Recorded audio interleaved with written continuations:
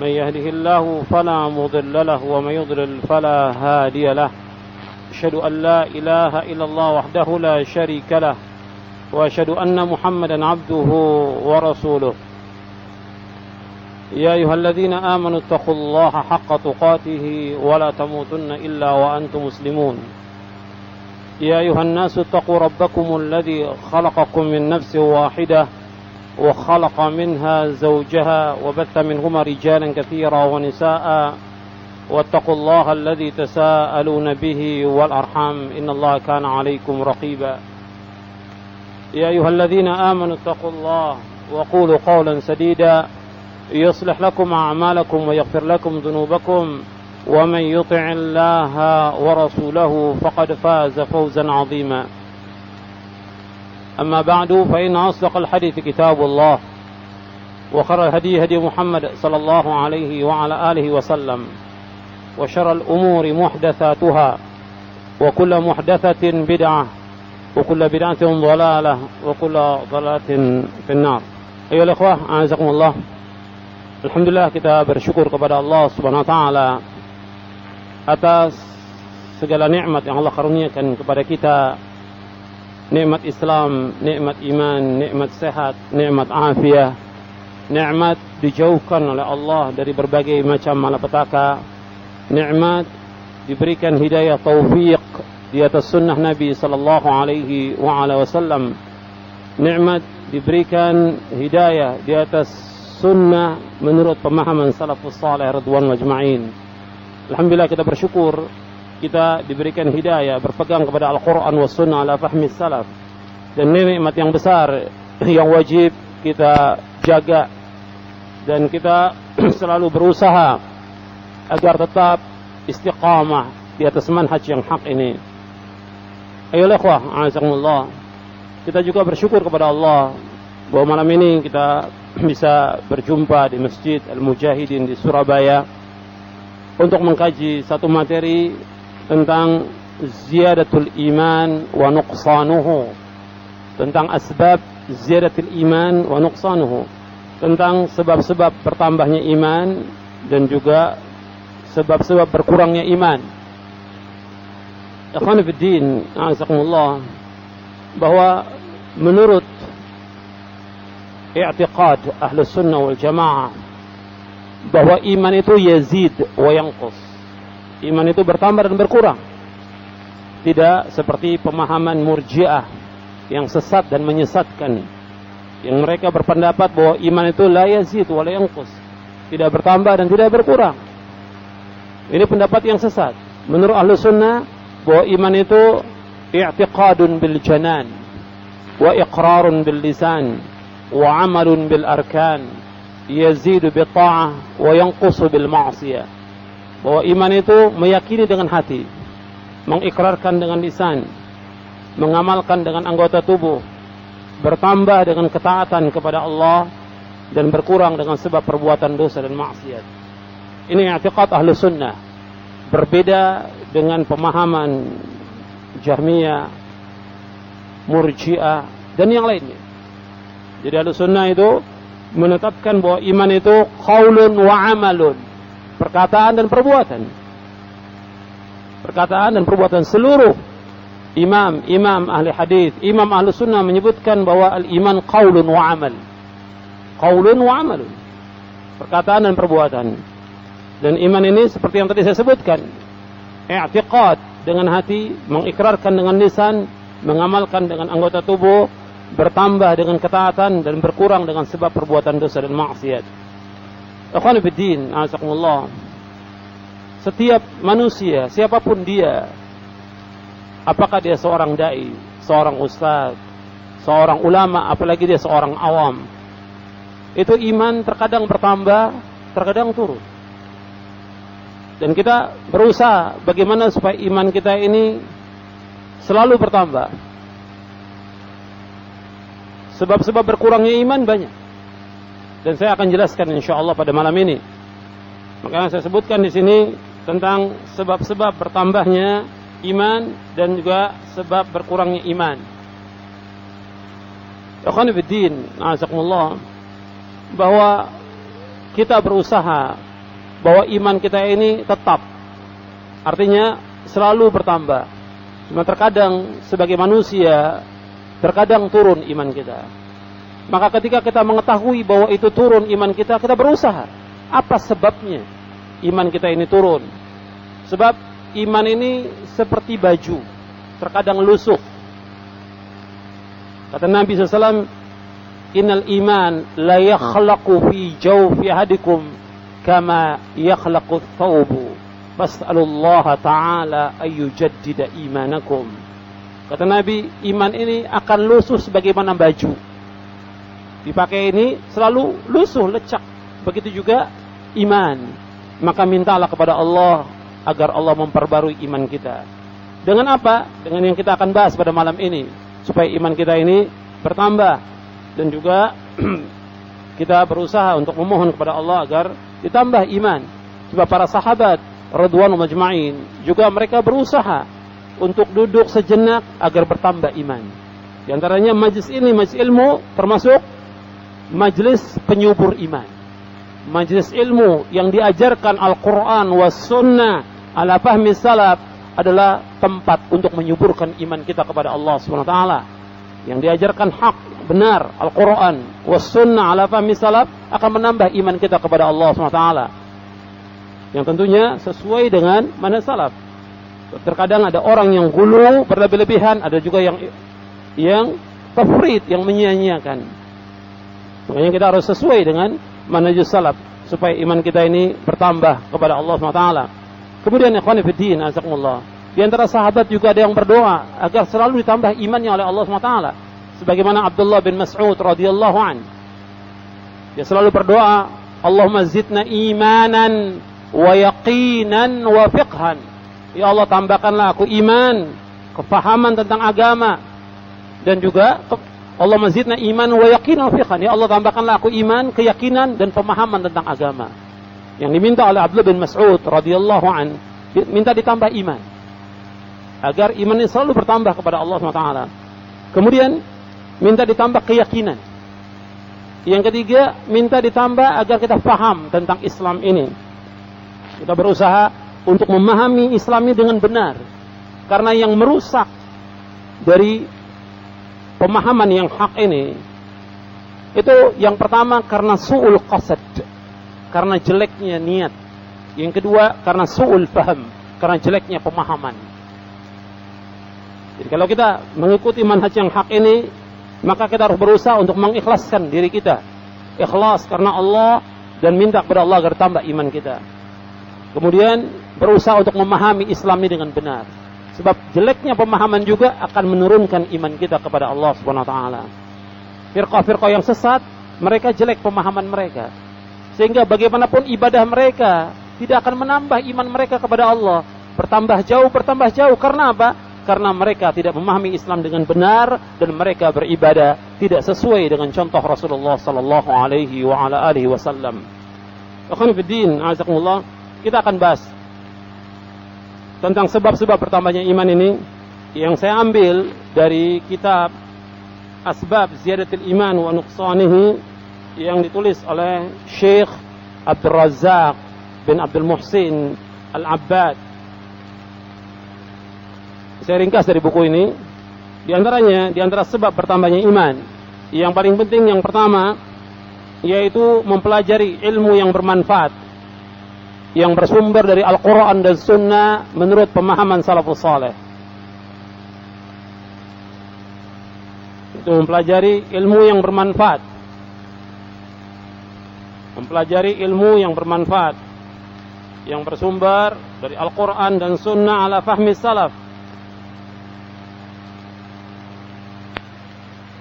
Antum perhatikan, ikhwan fillah, azakumullah, menuntut ilmu ini hukumnya wajib. Hukumnya fardu ain. Dan dengan kita menuntut ilmu, ikhwan fillah, azakumullah, akan bertambah iman kita kepada Allah Subhanahu wa taala. Nabi sallallahu alaihi wasallam bersabda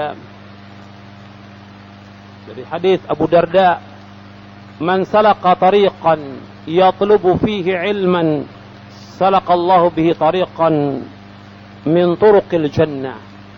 wa innal malaikata latadau ajnihataha li talibil ilmi ridan bima yasna' wa innal 'alima la yastaghfiru lahu man fis samawati wa man fil ard wal hitanu fi jawfil ma' wa inna fadlal 'alimi 'alal 'abidi ka fadlil qamari laylatal badri 'ala sa'iril kawakib wa innal ulama warathatul anbiya wa innal anbiya lam yuwarrithu dinaran wala dirhaman innama warrathul ilma faman akhadahu akhadha bihadhin wafir. Nabi bersabda dari sahabat Abu Darda radhiyallahu an, Rasulullah SAW bersabda, barang siapa yang berjalan untuk menuntut ilmu, maka Allah akan mudahkan jalan-jalan menuju sorga. Sesungguhnya malaikat meletakkan sayapnya kepada orang yang menuntut ilmu karena ridho dengan apa yang dia tuntut, dengan apa yang dia pelajari. Dan sesungguhnya orang alim akan dimohonkan ampun oleh makhluk yang di langit dan makhluk yang di bumi. Orang alim yang mengajarkan kebenaran, maka malaikat yang di langit dan juga makhluk yang di bumi memohonkan ampun kepada Allah untuk orang yang alim. Sampai ikan yang berada dalam air memohonkan ampun untuk orang yang mengajarkan kebaikan.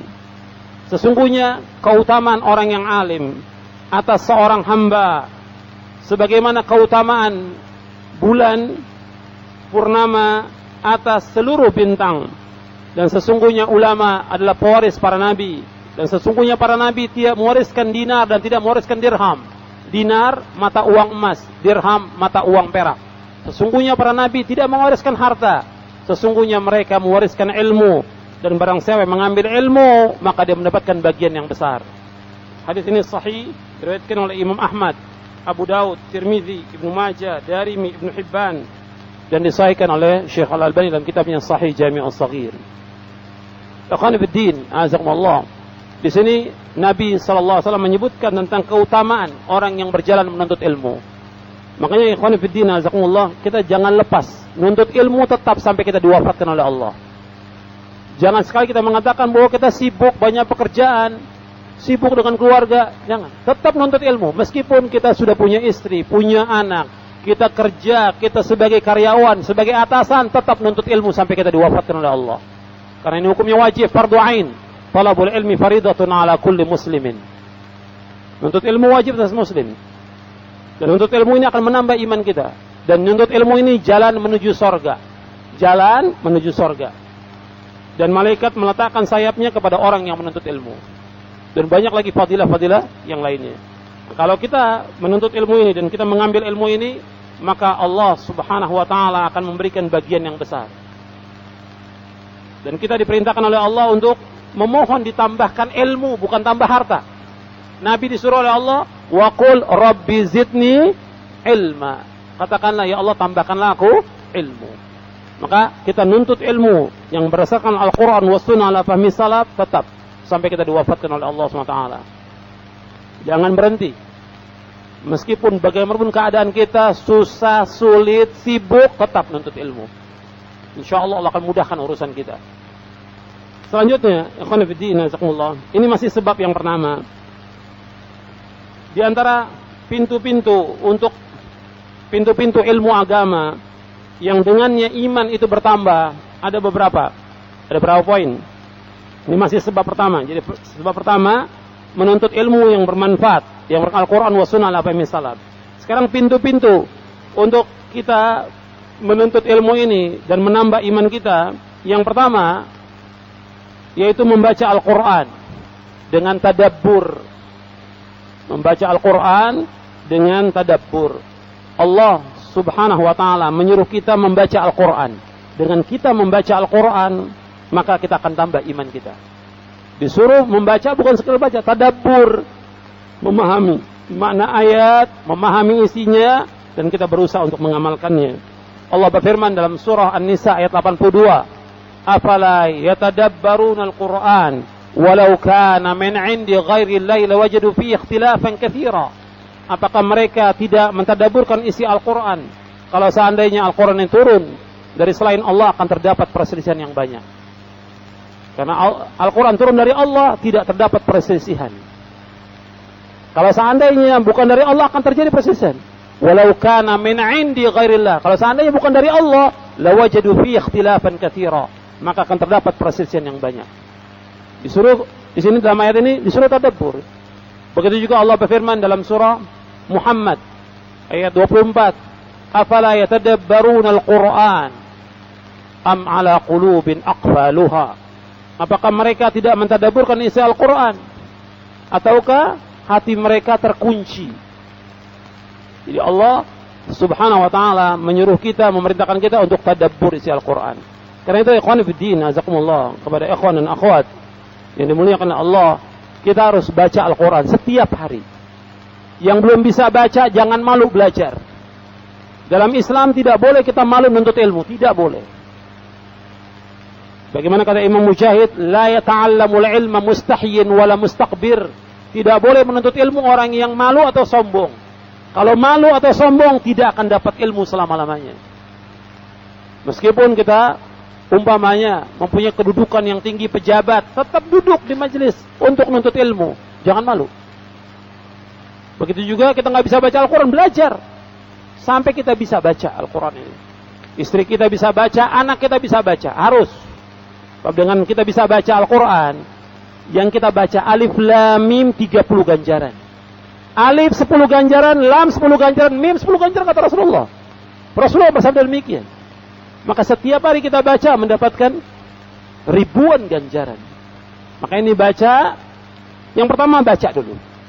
Setelah baca, berusaha untuk memahami isinya. Kemudian kita baca tafsirnya. Dan tafsir yang terbaik, tafsir Ibnu Katsir. Yang terbaik tafsir Ibnu Katsir, bukan ringkasannya, tafsir Ibnu Katsir. Kemudian setelah itu kita berusaha untuk mengamalkannya. Kalau kita mampu untuk menghafal, ya kita berusaha untuk menghafalnya. Jadi ini yang pertama, membaca Al-Quranul Karim yang disebutkan oleh para ulama, tadabbur. Banyak orang-orang yang nuntut ilmu tapi suruh baca nggak bisa baca. Ada sebagian majelis taklim disuruh membaca Al-Quran nggak bisa. Rajin ngajinya tapi suruh baca Al-Quran nggak bisa. Kalau dia tidak bisa baca, bagaimana dia mengajarkan istrinya? Kalau dia tidak bisa baca, bagaimana dia mengajarkan anaknya? Maka ini harus ada. Makanya di rumah kita pun harus ada majelis untuk bisa membaca Al-Quran di rumah kita. Setiap kepala rumah tangga usahakan ada waktu kita kumpul dengan istri kita dan anak kita baca Al-Quran. Itu perhatikan. Jadi siapa saja, apakah dia seorang dai, ustaz atau siapa saja, setiap hari ada waktu kumpul kita, istri kita, anak kita baca Al-Quran. Dan itu praktekan. Enggak usah lama-lama 1 jam. Badal maghrib sampai isya. Insya Allah banyak manfaatnya dan akan menambah iman kita kepada Allah Subhanahu Wa Taala. Kemudian, ikhwan fillah, azakumullah, Al-Quran yang kita baca ini disebutkan di dalam ayat-ayat Al-Quran banyak sekali bahwa Al-Quran sebagai kitab yang diberkahi oleh Allah. Al-Quran sebagai kitab petunjuk. Al-Quran sebagai syifa. Al-Quran dapat mengobati penyakit, syubhat dan syahwat. Kemudian juga Al-Quran sebagai busyra, kabar gembira. Al-Quran sebagai rahmat. Al-Quran sebagai zikra. Dan masih banyak lagi yang lainnya. Dan dengan kita membaca Al-Quran akan ditambah iman kita oleh Allah Subhanahu Wa Taala. Kemudian yang kedua, ini masih sebab yang pertama, yang kedua, yaitu mengenal nama-nama Allah yang indah. Ma'rifatu asma'illahil husna wa sifatihil ula. Itu mengenal nama-nama Allah yang indah dan sifat-sifatnya yang agung.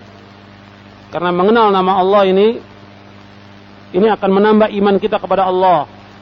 Kita selalu mengatakan kita harus belajar tentang nama-nama Allah dan sifat Allah. Kita selalu mengatakan bahwa tauhid itu dibagi menjadi 3. Tauhid ar-rububiyah, tauhid al-uluhiyah, tauhid asma wa sifat. Nah, tauhid asma wa sifat ini kita mempelajari nama-nama dan sifat Allah Subhanahu Wa Taala. Yang penting, yang pertama yang harus kita yakini bahwa kita wajib menetapkan semua nama dan sifat-sifat Allah. Tidak boleh kita mentakwil, tidak boleh kita mengingkari, tidak boleh kita menanyakan tentang bagaimana sifat Allah, dan tidak boleh kita menyamakan Allah dengan makhluknya. kaidah yang kita pegang sebagaimana kaidahnya para ulama dengan dasar ayat Al-Qur'an, laisa kamitslihi syai'un wa huwas samiul basir. Tidak ada satupun yang sama dengan Allah, dan Allah itu Maha mendengar dan Allah itu Maha mengetahui. Jadi kita wajib menetapkan apa-apa yang Allah tetapkan dan juga yang ditetapkan oleh Rasulnya sallallahu alaihi wasallam. Dan kita wajib menafikan apa yang dinafikan oleh Allah dan juga yang dinafikan oleh Rasulnya sallallahu alaihi wasallam tentang sifat-sifat Allah SWT. Jadi apa yang Allah tetapkan, Rasul tetapkan, kita wajib tetapkan. Apa yang dinafikan, kita wajib nafikan. Tapi yang harus kita ingat, dalam kita menetapkan, tidak boleh kita mengingkari, tidak boleh kita mentakwil atau mentahrif, tidak boleh kita menanyakan tentang bagaimana sifat Allah, dan yang keempat, tidak boleh kita menyamakan Allah dengan makhluknya. Ini kaidah yang ditetapkan oleh para ulama Ahlus Sunnah. Dan mempelajari nama-nama dan sifat Allah SWT, itu akan menambah iman kita. Dan mengkaji tentang tauhid asma wa sifat merupakan asyraful ulum. Asyraful ulum, semulia-mulia ilmu. Karena apa? Yang kita kaji tentang Allah. Allah SWT yang maha alim. Yang Allah yang memberikan ilmu kepada seluruh makhluk ini. Maka kita mengkaji ilmu tentang nama dan sifat Allah merupakan asyraful ulum, semulia-mulia ilmu. Kemudian dengan kita mempelajari nama-nama dan sifat Allah SWT akan menimbulkan kecintaan kita kepada Allah, akan menambah rasa takut kita kepada Allah SWT. Kalau antum mempelajari bahwa Allah Subhanahu wa taala, saya ambil contoh aja dari sekian banyak contoh, kita mempelajari bahwa Allah SWT berada di atas arsy. Dan arsy-Nya Allah Subhanahu wa taala makhluk yang paling besar. Dari seluruh makhluk Allah yang paling besar arsy-Nya Allah. Dipikul oleh malaikat. Jarak malaikat yang memikul arsy Allah antara pundak dengan telinganya sejauh 700 tahun burung terbang. Kalau burung diletakkan di pundak malaikat itu sampai ke telinganya malaikat tersebut 700 tahun burung terbang. Menunjukkan tentang besarnya malaikat, besarnya arsy Allah, Allahu Akbar, dan Allah yang maha besar. Tambah rasa takut kita kepada Allah Subhanahu wa taala. Meskipun Allah berada di atas arsy, tidak ada satupun yang tersembunyi bagi Allah. Ya'lamu kha'inatal a'yun wa ma tukhfi sudur. Allah mengetahui semua mata-mata yang khianat, dan Allah mengetahui apa yang terdapat dalam dada manusia. Diketahui oleh Allah. Tambah rasa takut kita kepada Allah Subhanahu wa taala. Tambah cinta kita kepada Allah Subhanahu wa taala.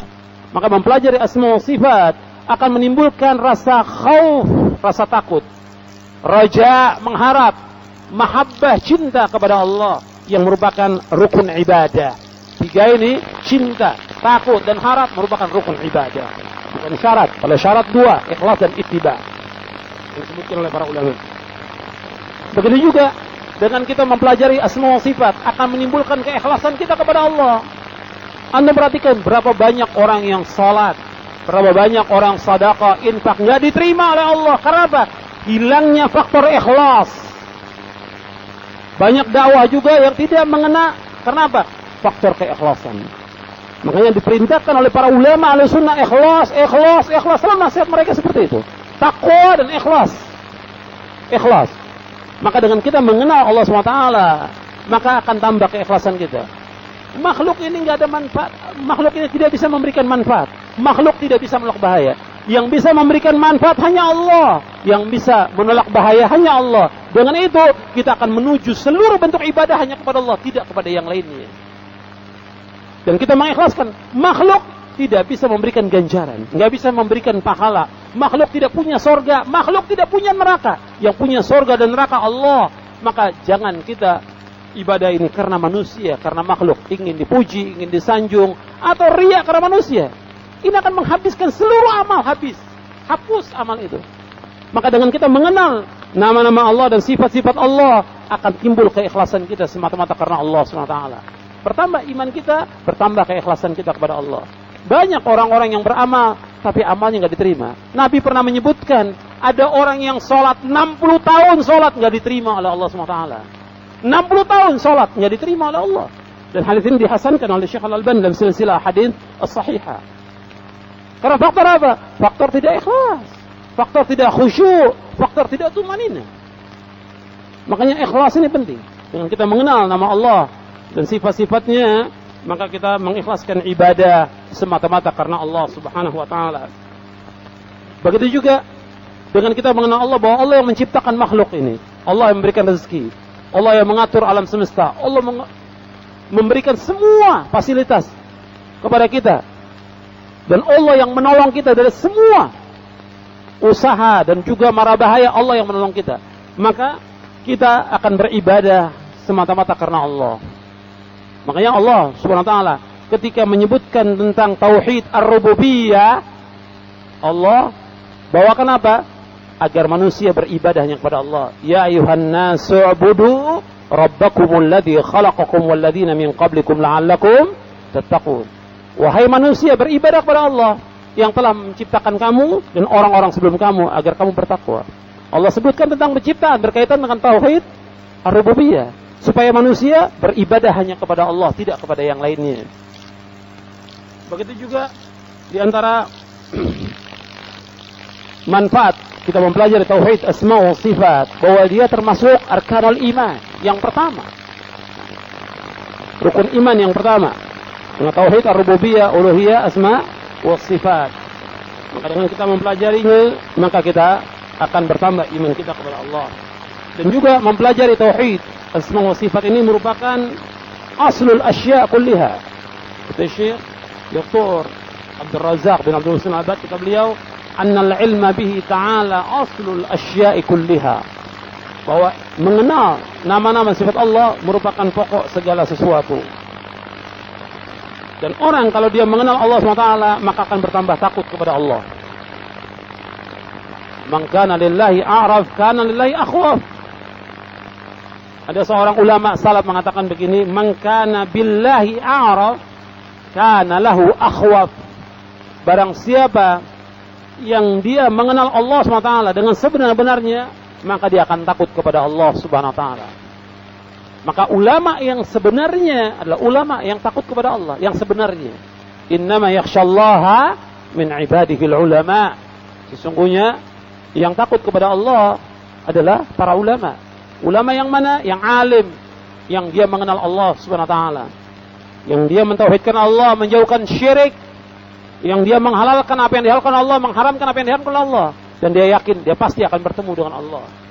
Bagaimana dijelaskan oleh Al-Hafidz Ibnu Katsir dalam tafsirnya. Selanjutnya, yang ketiga, masih sebab yang pertama, yaitu merenungi perjalanan hidup Nabi yang mulia. Untuk menambah iman kita kepada Allah, yaitu merenungi perjalanan hidup Nabi, yaitu ta'ammulu siratin Nabiyil Karim, merenungi tentang perjalanan hidup Nabi Muhammad sallallahu alaihi wa ala alihi wasallam, yaitu as-sirah an-nabawiyah. Bagaimana Nabi sallallahu alaihi wasallam berjuang, berdakwah dan yang lainnya, hijrah, jihad dan yang lainnya. Kita harus merenungi perjalanan hidup Rasulullah sallallahu alaihi wasallam. Karena dengan kita merenungi perjalanan hidup Nabi, maka akan bertambah iman kita kepada Allah Subhanahu wa taala. Dan sering saya sampaikan bahwa mengenal Nabi Muhammad sallallahu alaihi wasallam bukan sekedar mengenal atau mengetahui kelahirannya, atau wafatnya beliau, atau bapak atau ibunya atau pamannya, atau siapa ibu yang menyusui dan yang lain. Bukan. Yang paling penting mengenal Nabi yaitu ittiba', yaitu ittiba' kepada Rasulullah sallallahu alaihi wasallam. Kalau kita cinta kepada Allah, maka kita wajib ittiba' kepada Rasulullah sallallahu alaihi wasallam. Qul in kuntum tuhibbunallaha fattabi'uni yuhibbukumullah wa yaghfir lakum dzunubakum wallahu ghafurur rahim. Katakanlah, seandainya kalian cinta kepada Allah, ikuti aku, ikuti Rasulullah sallallahu alaihi wasallam. Niscaya Allah akan cinta kepada kalian. Allah akan mengampuni dosa-dosa kalian, dan Allah Maha Pengampun lagi Maha Penyayang. Jadi ikhwan fillah, azakumullah, kita diperintahkan oleh Allah untuk ittiba kepada Rasulullah sallallahu alaihi wasallam. Contoh teladan kita Rasulullah. Bukan ustaz, bukan dai, Rasulullah. Laqad kana lakum fi Rasulillahi uswatun hasanah liman kana yarjullaha wal yawmal akhir wa dzakarallaha katsira. Sungguh telah ada bagi kalian pada Rasulullah contoh teladan yang baik. Jadi yang kita ikuti Rasulullah sallallahu alaihi wasallam. Kalau kita merenungi perjalanan hidup beliau, maka kita akan bertambah iman kita kepada Allah Subhanahu wa taala. Artinya kalau kita bandingkan cobaan yang kita alami sekarang dalam dakwah, belum sebanding dengan cobaannya para nabi dan cobaannya Nabi Muhammad sallallahu alaihi wasallam. Belum sebanding. Tantangan dalam dakwah itu ya lebih berat tantangan dakwah Rasulullah sallallahu alaihi wasallam. Maka dengan kita melihat bagaimana Rasulullah berdakwah dan bagaimana tantangan beliau akan menambah iman kita kepada Allah Subhanahu wa taala. Bahwa musibah yang menimpa kita kecil dibandingkan dengan musibah yang menimpa Rasulullah sallallahu alaihi wasallam. Begitu juga yang keempat, masih sebab yang pertama, merenungi keindahan agama Islam. Merenungi keindahan agama Islam, yaitu ta'ammul mahasinuddin al-islami. Merenungi tentang keindahan agama Islam, bahwa agama Islam ini agama yang indah. Kalau kita mau bahas tentang indahnya agama Islam ini panjang. Ya, agama Islam ini agama yang indah, cuma tercoreng dengan rusaknya sebagian orang, atau firqah-firqah yang sesat, atau pemahaman yang sesat, sehingga agama Islam ini tercoreng. Ada yang ghulu, ada yang ifrat, ada yang tafriq, ada yang taksir, ada yang berlebihan, ada yang menyia-nyiakan. Kalau kita memahami tentang indahnya agama Islam, Islam ini seperti yang disebutkan oleh Syekhul Islam Ibnu Taimiyah dan juga oleh para ulama sebelumnya yang berkaitan tentang maqasidus syariah, tentang tujuan dari syariat, bahwa agama Islam itu menjaga agama. Islam menjaga akal, Islam menjaga darah, Islam menjaga kehormatan, Islam menjaga nasab, Islam menjaga daruratil khams, dijaga oleh Islam ini. Islam tidak pernah mengajarkan untuk merusak. Agama Islam agama yang indah. Kalau orang betul memahami tentang ini, akan tambah imannya kepada Allah SWT. Islam tidak pernah mengajarkan kekacauan atau kerusakan, tidak pernah Islam mengajarkan demikian. Islam ini agama yang indah. Sampai duri saja disuruh singkirkan dari jalan. Gak mungkin Islam mengajarkan untuk berbuat kekotoran atau merusak. Tidak mungkin. Iman yang paling rendah menyingkirkan gangguan dari jalan, kata Rasulullah. Dalam hadis yang sahih yang diriwayatkan oleh Imam Bukhari, Muslim dan yang lainnya dari sahabat Abu Hurairah, Nabi bersabda, "Al-imanu bid'un wa sab'una syu'batan fa'alaha." Dalam riwayat yang lain disebutkan, "Fa'afdaluha qawlu la ilaha illallah wa adnaha imatatul adza 'anit tariq wal haya'u syu'batun minal iman." Kata Nabi, iman itu lebih dari 70 cabang. Yang paling tinggi, yang paling utama mengucapkan kalimat la ilaha illallah, dan yang paling rendah menyingkirkan gangguan dari jalan. Dan malu adalah sebagian daripada iman. Menyingkirkan gangguan, gak mungkin Islam mengajarkan untuk merusak. Jadi agama Islam ini agama yang indah. Islam menjaga agama. Maka dalam Islam tidak boleh ada kesyirikan, gak boleh ada kekufuran, gak boleh orang murtad dari agama Islam. Dijaga agama ini. Maka yang wajib dijelaskan kepada umat ini, bagaimana umat supaya berjalan di atas agama yang hak ini.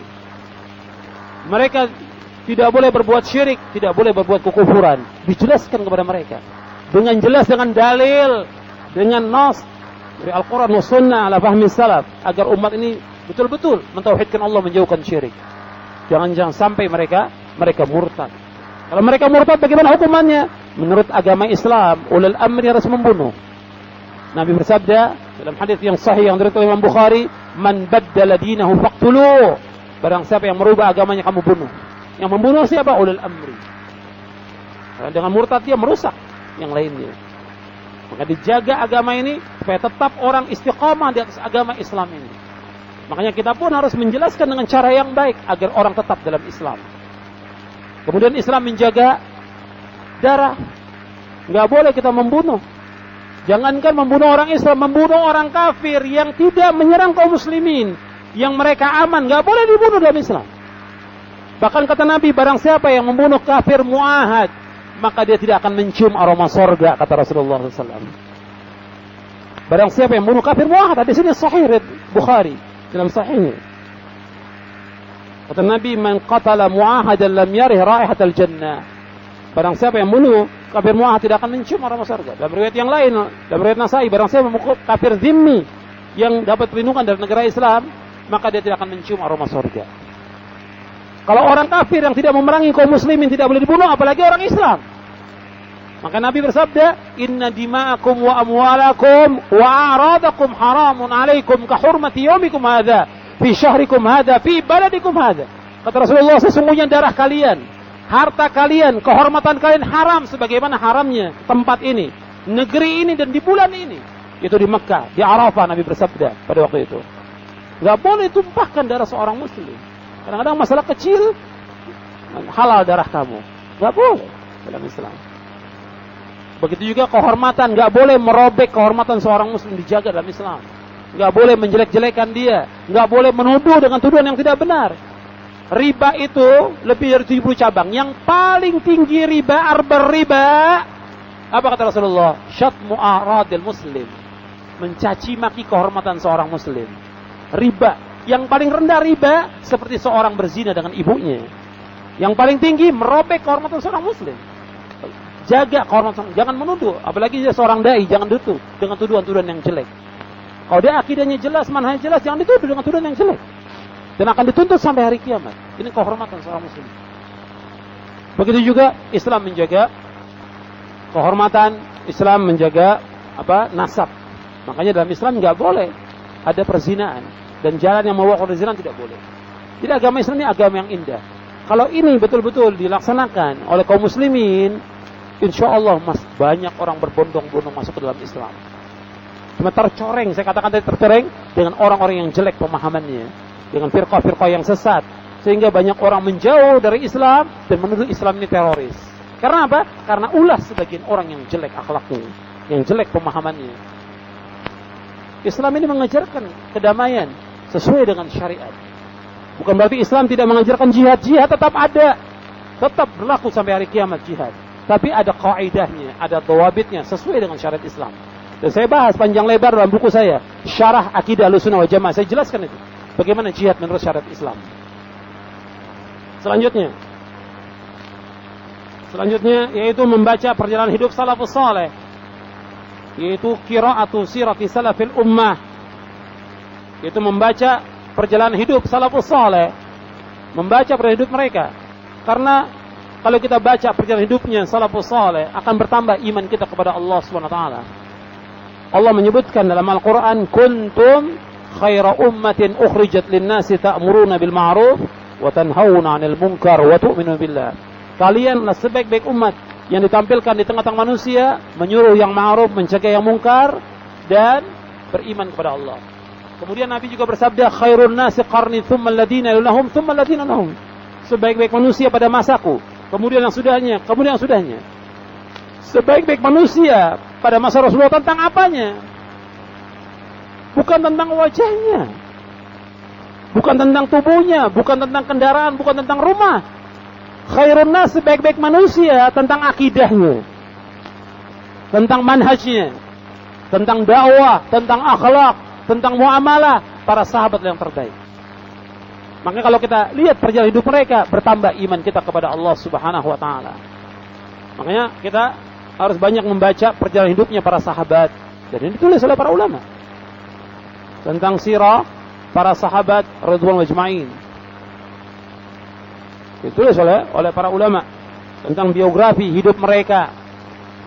Anda bisa lihat tentang kitab Manaqib, ya Manaqib dalam Sahih Bukhari, dan juga dalam Sahih yang lainnya. Itu disebutkan tentang manaqibnya Abu Bakar, Umar, Utsman, dan para sahabat yang lain.